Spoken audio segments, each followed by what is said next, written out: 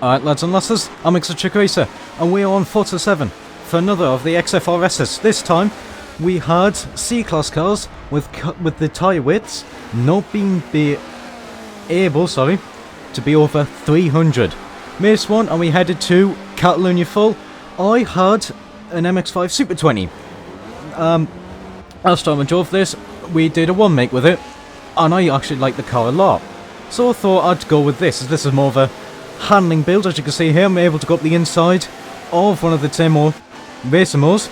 Porsche up ahead is getting a big slide, that blue one there.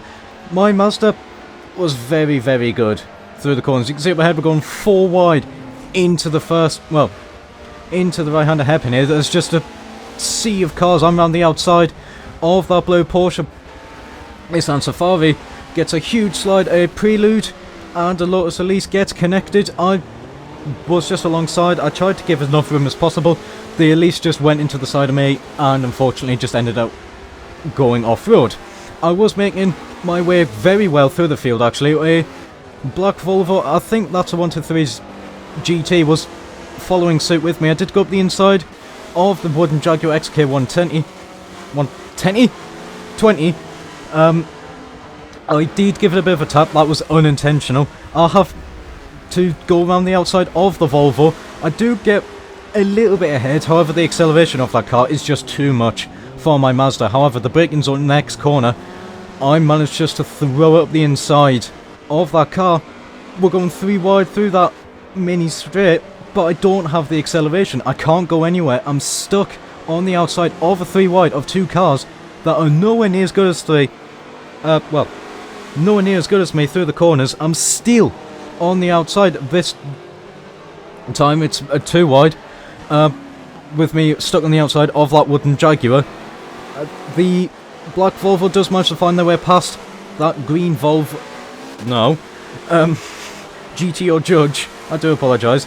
The El Camino up ahead, I had a bit of an off round the final corner, so I was going to have a compromised run heading onto the back straight. That Volvo would actually get the position against that El Camino. You can see just how much my Mazda struggles down the straight with that Jaguar 120 being able to catch up. However, I'm still on the outside to defend my position. The Jaguar goes across the curb and just loses it. I did think I forced it off the road. I did apologise. However, they just went across the curb and lost it there. I'm on the inside of that GTO, of the GTO Judge there, with just so much better handling. The El Camino runs very wide through that right-hander there, and I'm just able to keep up the inside and get that position. The GTO Judge also follows suit, getting past that El Camino, and you can see the closing speed of me on that 123 GT. A Bath 124 would actually be at the front of what would become a very large train. That El Camino held up so many people throughout this evening. There was not many happy people, shall we say, because that El Camino was just such an obstacle. It had a lot of straight line speed, and through the corners it was just terrible. Anyway, a Alpha GTA would try to go around the outside of the modern 124. Does get that position to stick. The GTAs were very quick in this field, being lightweight and all that. It does allow you to have good acceleration. The 124 gets a little bit of a wiggle through one of the right-hander hairpins and is just, it's going to lose time, but through the final section it's just on the back of that El Camino again. But it's not going to matter because we've got a very long start-finish straight. A grey Prelude with casino liveries on it was catching up to this little group and would get the Fiat 124 down the main straight, and that would then become the leader of Follow the El Camino train. However, braking zone into turn 1, the 124 did close up massively. However, is on a very bad line, did go very wide through the first corner there, and is going to drop back time to that Prelude and the El Camino.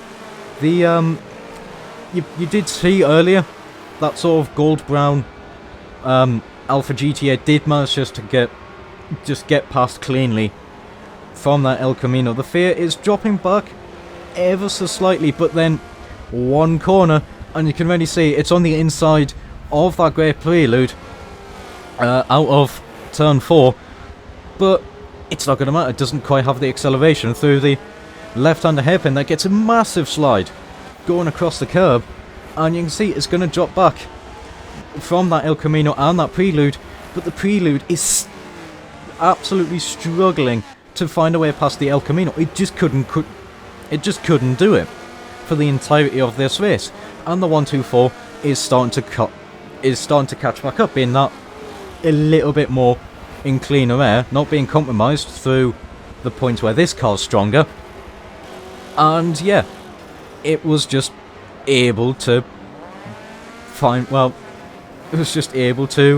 catch back up to the back of that prelude. The prelude is just looking everywhere, trying to find a way past that El Camino, just couldn't do it. In the meantime, the blue Porsche, I forget which one it is starting to catch up to this little group. It's starting to catch up to the back of this train. The Tamo Massimo as well, he is starting to catch up. The GTO Judge, I think, just turned in too early in that chicane there, clatters the inside tyre bundle, and is now joining in the train. A little bit further back, sort of the group that was starting to catch up to that El Camino, the wooden Jaguar XK120 would outpace the Lotus Elise you see there down the main straight. That Elise was more of a handling build than me. The Jaguar gets a huge dive up the inside of the Tamo. The Tamo, was a lot slower down the straight. The Jag was just so much quicker. It goes onto two wheels on this very, very long right-hander. The Elise just goes up the middle of the pair of them as the Jaguar and the Tamo get connected. However, the Jaguar is going to be on the inside for that Lotus on turn 4, but it's not going to be able to get that position to stick because it doesn't have the handling of the Lotus, funnily enough. That Tamo is also starting to catch up to this little group. Is on the back. The Lotus is going to have to go a little bit of a defensive move against that Jaguar. The Tamo has so much more speed through that left-hander there, and you can just see just clatters the back of this Jaguar XK120, just trying to find a way past, but it's not going to matter too much due to the fact that the Jaguar is just more of a power build, and just short straights, it's just going to allow to gain all that lost time through the corners, especially through this more straight line speed orientated section, as a RSX goes a little bit wide, goes across the sand there, and the Lotus Elise is now in this train with the Jaguar XK120 and not being too far back, and the Tamo is going to catch up as well due to this more corner intensive area, and you can see it really is closing that gap on the Jaguar. The Lotus is going to get a position against that 124.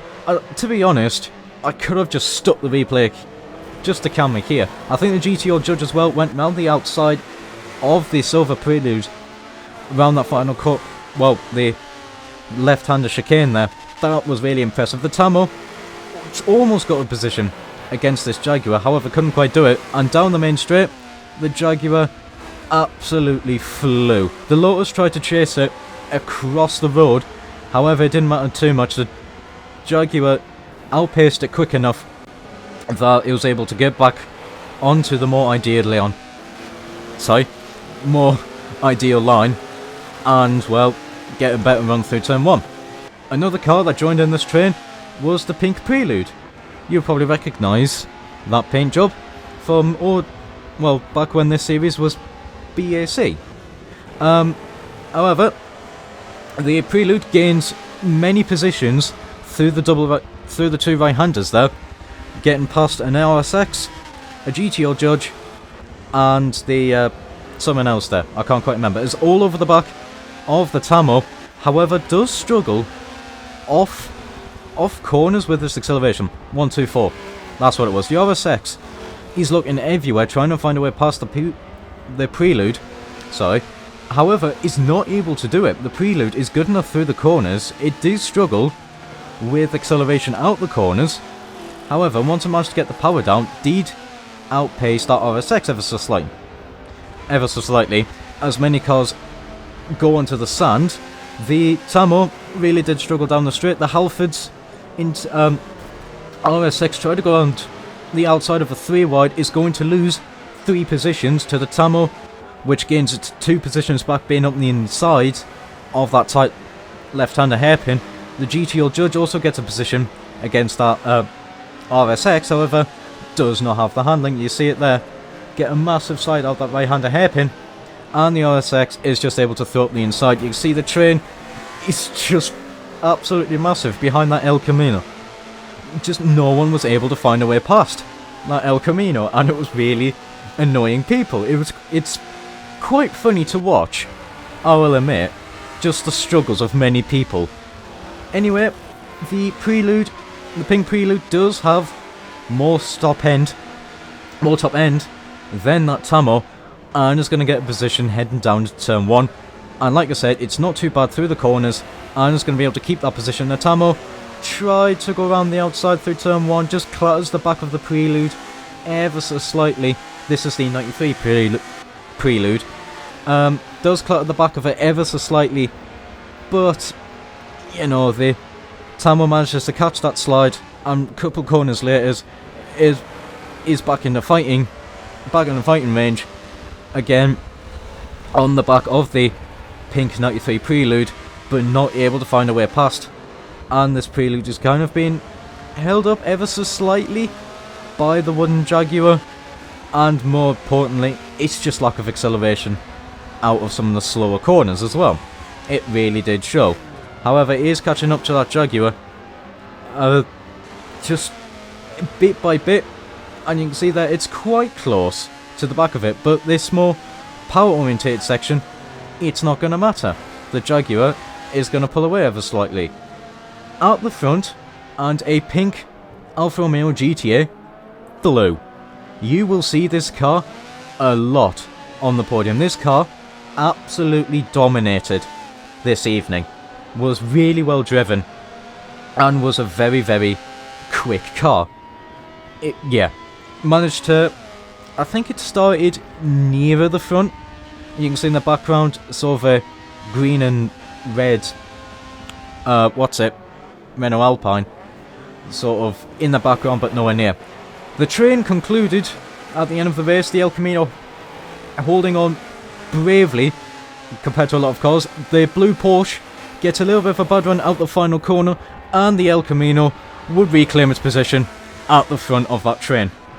It was absolutely insane to look at the map and just to see all of those cars stuck behind the El Camino. So Sheep would win with that Alpha, Edu would take second with the Alpine, and Westy would take third with the black Volvo. Second race, and we would head to Watkins Glen, following the green and red Renault Alpine. There was a few scratches going into the first corner, however nothing too drastic. I'm round the outside of a HSV and the Renault Alpine.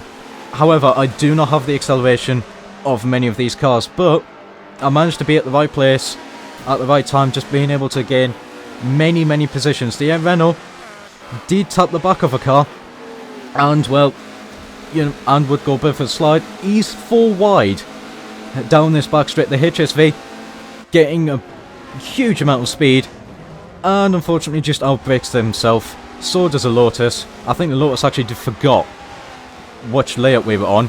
The fact that we had the bus stops. This Renault's having to go around the outside of the win of race 1, the pink GTA. I'm then up the inside of the Renault. Do get the position to stick. Just my Mazda was so incredibly good through the corners. I really did enjoy it, but the acceleration lacked massively. As the Renault, well, down the next sort of mini straight, would get the position back. I'm on the inside. I go for a move up the inside. I was on the curbs trying to get that position to stick. I wanted to just get a big slide. That would compromise me massively heading onto this bigger back straight, as the Renault is picking their way through the field with this just mad acceleration, going around the outside of a 124. The black Volvo as well is also making their way through the field. This Renault's on the inside of the blue Porsche is going to get that position to stick. The red Ford F100, assisted or not, just goes into the outside tyre bundle where both the GP and the short meet. A BMW i8 was struggling massively because it was on drag tyres. Yeah, you can get an i8 down into C-Class. It was terrible. The Renault was doing a good job picking their way through the field, and will now have to try and find their way past the Halfords RSX. Now in turn 1, couldn't quite do it, gets a bit of a slide, but the acceleration is mighty, allowing it to really get to the back of it. Going through the S's, it's on the inside through the first part of the S, it's going to be on the outside for the second part. However, he's going to keep the car there, does clatter the wall, which is going to cost it time and speed. However, against that RSX, it didn't matter too much. The Renault did outpace it and would get the position and would leave the door open for that black Volvo to try and find a way past through the bus stop. Didn't quite do it, did keep it around the outside. The Renault actually just sails around the outside of the Safari just with its superior acceleration. And the Halfords RSX you saw there, yeah, just, I think may have gotten a tap, but was forced wide out the right-hander. The El Camino didn't quite have a big of a train this time, however did have a small train. A Volvo 850, a BTCC livery, a good one at that, was also built similarly to my car, in terms of very good through the corners, did struggle around the straight, goes up the inside of the El Camino through one corner, and then round the outside of a 124 the next corner. The golden Alpha GTA goes up the inside of the purple-pink El Camino. Doesn't matter, the El Camino is so fast down the straight that's able to also go on the inside of that Alpha 124. Sorry, it's a Fiat 124. I was meant to say a Bath. The 124 though does manage to keep its position briefly. However, down the next sort of mini straight is not going to matter, just gets accelerated, gets a big slide actually. The GTA is on the outside, doesn't matter. The El Camino has too much acceleration, however does manage to keep it alongside and will be on the inside for this final corner. And will get the position to stick. The El Camino gets a humongous slide out the final corner, but we're on the start-finish straight, so you can probably guess what happened. Yep, it goes sailing back past that gold Alpha GTA. The GTA as well actually almost loses the position to the pink 93 Prelude there. Does run a little bit wide out of turn 1, but is then going to be stuck on the outside through the S's and would lose that position to the pink Prelude.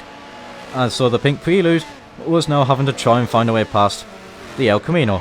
Yeah, you can see the train was not as big this time, because the El Camino, well, it kind of suited this car a little bit more with the more straight, but it also had a lot of high, sort of medium-high speeds corners that the El Camino would struggle on, so the more handling orientated cars would be able to find their way past this car. The blue Porsche was having to defend from the Halfords RSX. The RSX goes for a very nice cutback actually on that car, however is just doesn't quite have the acceleration and is going to be stuck on the outside. The Safari goes onto the grass because that car as well struggled massively. That was picked up a meme. But the El Camino just soars past the blue Porsche, like it's a very bad run, and I think the Porsche and the Safari may have gotten connected, I'm not too sure, and the HSV also was picking their way through the field, trying to find a way past the Halfords RSX, but wasn't quite able to do it as cleanly, well, as efficiently as the El Camino. The El Camino managed to do it where it was strongest. However, the Integra, sorry, I'm going to keep calling it Integra, it's an RSX, did unfortunately lose its positions to that gold GTA, and of course the HSV. A little bit further up, this Volvo started at the back of the field, picked their way through the field, actually really bloody well, and would then proceed to have a race-long fight with me. Both of our cars were very similar in terms of their handling builds. However, I had a slight straight line speed advantage, and the Volvo had a slight handling advantage. Although I say that, the Volvo was ever so slightly quicker than me down that back straight, and would get a very nice move around the outside into the bus stops. However, I'm then on the inside through this long right-hander, but the Volvo has a little bit too much handling for me to really get my position back.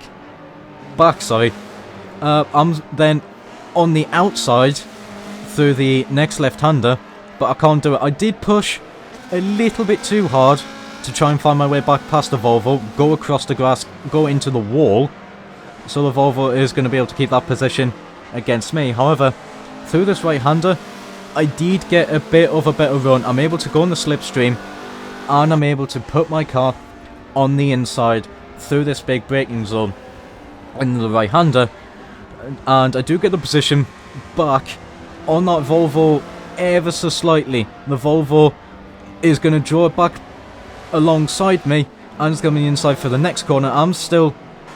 We're still too wide. I'm on the back corner of the car. I do have that little bit more acceleration, as you can see there. I do manage to draw it more alongside. I was still too wide, me still being on the outside. However, I'm going to be on the inside through the final corner. Again though, I can't complete the move against that Volvo, and the Volvo also couldn't really get into a good position to keep the position away from me. So down the start-finish straight, I would eventually get the position back against the Volvo, and the cycle would continue again. The Volvo getting a much better run through the first corner, but I still have that bit more acceleration. And through the S's as well, you can see the Volvo's just got a little bit of a gap behind me, and we were also catching up to that skyline you saw up ahead, even with our fighting. A little bit further back, following the pink prelude once again, and it was sort of in this mid-drift of trying to find a way past the Halfords RSX. The El Camino had a little bit of a gap this time, so it wasn't really causing a train. The pink prelude is on the outside of this long right-hander. If you can keep it there, you're going to be on the inside for the next corner. However, the RSX has too much handling for this prelude. However, the prelude gets a good amount of turning, actually, for the left-hander, and is going to try, and did try, to get up the inside. But the issue with the pink prelude is that it struggled getting out the corners, and the gold GTA sails, absolutely sails, around the outside of the pink prelude. That was a really, really good overtake. However, you can see the GTA starts to run out of speed just about before the braking zone. So the pink prelude here actually did start to catch up. However, it wasn't going to matter. The GTA as well, excuse me, also manages to find their way past the RSX and then binned it. I don't know if there was a little bit of Forza glue or if the GTA did just overdo it. Goes in the tyre bundle and unfortunately just absolutely bins it. Is now trying to find the position against the wooden Jaguar XK 120 in the background. And then the silver prelude did get a position against the pink prelude, and they would have a little bit of a fight at the front. And again, sheep with the pink GTA was sailing at the front. Yeah, picked their way through the field and flew. However, the Volvo, the black Volvo you see in the background, was also flying round here, and was actually, and did catch up to the GTA, but that was on the cooldown lap, so it didn't really matter. So Sheep would take the second win. Westy would then take second, and I may have been a bit too slow to see who was third place. Oops, you'll be able to see on the video. Final race, and we headed to Mugello Full. A track that kind of did suit my MX-5. Of course, it's another one with a massive long start-finish straight, but only one straight this time. So it did suit my MX-5 a little bit more. There was many collisions going on. At the first couple of corners there, you did see plumes of tyre smoke throughout the first corner, and you can see there, around turn 3, more tyre smoke, many cars getting connected to 124, will span out a HSV, also nearly span out, and, you know, I just managed to pick my way through. The Tamo behind also decided, you know, I was picking my way through the field, I'll just follow you, and I'll also get the positions, which did work. I'm then stuck on the outside of a GTO Judge. This was a little bit terrifying, I will admit, trying to go around the outside of a very slidey GTO Judge. I did manage to keep it. I almost had a better run than the black Volvo 123. You can see I have so much more handling. I give it a little bit of a shove to go on the inside. I will admit, it was a little bit dirty off me. However, it didn't really matter too much, because once we got out them two bomb hole right-hander sections, the Volvo would bugger off up the field, but we came to a corner. I'm still on the inside. I'd get the position back. A few cars did escape the road through that left-hander. Again, the black Volvo is on the inside of me through this long right-hander, and I do understeer a little bit, trying to go on the power a smidge too early. We're too wide through this very fast chicane. I do carry more speed though than that Volvo, so that's going to allow me to keep the position briefly. I'm then having to defend from the Volvo. However, I do outbrake it, and I do actually get up the inside of the Noughties Prelude. The 2000 Prelude did get a very bad run down the first corner. Not that it mattered. The Volvo would sail past both of us, and the Prelude would also, well, would go past me, and in the meantime, that red and green Alpine would also start to catch up to me. The Tamo that did manage to make their way through the field a little bit, didn't quite get through as well as me. However, still managed to get through pretty well. We're stuck on the back of that El Camino. The El Camino being another issue. The GTO Judge had so much more speed than the Tamo. Did shove it wide. I don't think it was intentional, but it did put it offline, and that would just allow the HSV to sail past. And again, we're then having to go 3 wide into one of the left-handers there. That mustn't have been comfortable, I will admit. However, the Tamo did have handling on all the 3 cars there, so would keep at least some of the positions. The HSV got a terrible run heading to this bomb hole section. That would allow the Tamo to get a easy sweep up the inside and not worry too much. Gets a much better run, and the GTO Judge is going to be on the inside through the uphill right-hander as the camera actually clips through the floor. You may have noticed is still on the inside of that GTO and would get that position back, and is then having to try and find a way past the El Camino, which then they throw up the inside. The door was opened ever so slightly. However, the El Camino is going to be on the inside through this long right-hander. Not that it really mattered too much for the Tamo. It had so much more handling and would get the position not quite, would draw alongside with the El Camino's just superior acceleration. But the Tamo, it fought bravely, fought valiantly, however, couldn't quite get the position against that El Camino. And the Camino would sort of start another train. However, there was a lot of power cars as well, as the HSV and the GTO Judge would then, well, the HSV would sail past, and then the GTO Judge, it did take a little bit of time to get past, but did manage to eventually. And the pink Prelude actually really liked this long start-finish straight, would be on the inside of the Tamo. I think that's a lagger replay. I don't think they actually locked the brakes for that long. The HSV gets a massive slide on the outside of turn 1. It's going to be on the inside though for turn 2, but it's not going to matter against the Tamo. The Tamo was a really, really good handling car and would just go around the outside of the HSV. However, the HSV is just going to be able to out-accelerate the Tamo. It's going to be on the inside yet again through a right-hander. Sorry, a left-hander. It's going to be on the outside for a right-hander. So the Tamo is able to defend that position for now. It's going to defend again through the quite fast right-hander here. Unfortunately, the Tamo just pushes a little bit too much, and trying to regain control of the car, unfortunately just ends up in front of the wooden XK120 and will end up off the track again. It's a shame, but it happens. This was much further up in the field. I think this was for about 4th at this time. I'm leading a train. The pink Alpha GTA didn't quite get through the train quite as quickly.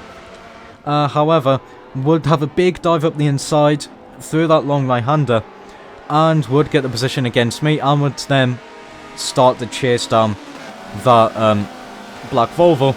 This the gold GTA,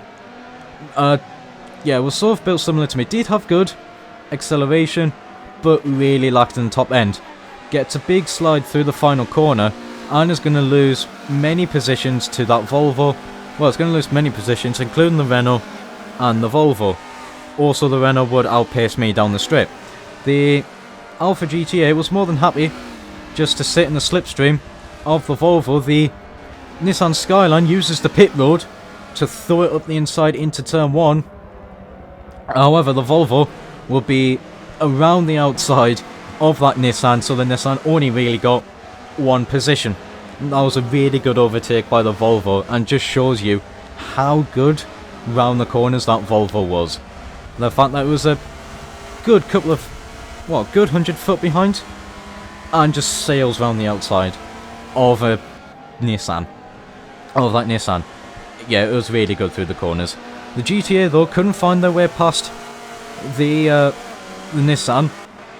Just having a little bit too much acceleration for the Alpha, and also was defending pretty well against a more handling orientated car. Gets a little bit of a wiggle through the left-hander there. I think clipped the curb, and that threw it sort of offline. And the Silver Prelude was sort of just waiting and watching, was catching up, was just sort of waiting and watching through the next corner. The gold Alpha GTA did try and go around the outside of the Nissan, drew it alongside, and if the overtake managed to stick, that would have been bloody good. That would have been a bloody good overtake, but the Nissan has too much acceleration, so it's not going to matter there. However, the Alpha is all over the back of it. Through the next couple of corners, is going to be on the inside through this long right-hander. The Nissan understeered massively, and the Alpha would get that position against the Nissan. The Nissan struggling through the chicanes there, getting huge slides. However, this sort of mini straight would just accelerate the Alfa Romeo. However, the Alfa Romeo throws it on the inside through the final corner again, getting the position against that Nissan. The 2000 Prelude also nearly managed to get the position against its Nissan. But there was an issue. Long back straight, Nissan of many speeds. And yeah, we'll just get the position immediately back against the Alfa Romeo, and the Silver Prelude would also get the position against the gold Alpha GTA. However, the Alpha GTA was not done yet. Was going to be on the outside through turn 2 and would actually draw alongside, edging ahead, and gets the positioning back against that Prelude. Gets a huge slide though through turn 3, and the Prelude would get the position back on that corner. But the Alpha had really good acceleration, low end acceleration, really good handling, had good momentum, and would go back up the inside of the Silver Prelude there through the next sort of chicane part. I want to keep that position. The Prelude did push a little bit too hard. Again, that curb is actually quite nasty. And, well, yeah, and was not able to get the position. This was on the final lap for the lead.